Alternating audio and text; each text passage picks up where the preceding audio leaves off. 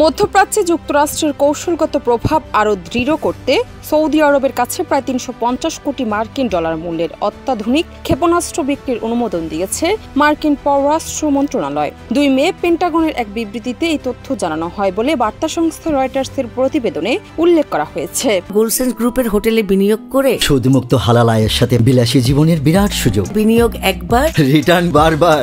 পেন্টাগনের বিবৃতি অনুযায়ী AIM-120C8 মডেলের ১০০০ মাঝারি পাল্লার আকাশ থেকে আকাশে নিক্ষেপযোগ্য ক্ষেপণাস্ত্র বিক্রির বিষয়ে অনুমোদন দেওয়া হয়েছে। এই অস্ত্রগুলো সৌদি সামরিক বাহিনীর আকাশ প্রতিরক্ষা ব্যবস্থাকে আরও উন্নত করবে বলে ধারণা করা হচ্ছে। যুক্তরাষ্ট্রের অস্ত্র রপ্তানি সংক্রান্ত আইনি প্রক্রিয়ার অংশ হিসেবে এই অনুমোদনের বিষয়টি মার্কিন কংগ্রেসকে অবহিত করা হয়েছে। এই অস্ত্র সরবরাহের জন্য প্রধান ঠিকাদার হিসেবে দায়িত্ব পালন করবে অ্যারিজোনা ভিত্তিক প্রতিরক্ষা প্রতিষ্ঠান RTX corporation. President Donald Trump আগামী ১৩ থেকে ১৬ মে সৌদি আরব, কাতার এবং সংযুক্ত আরব আমিরাত সফরে যাচ্ছেন।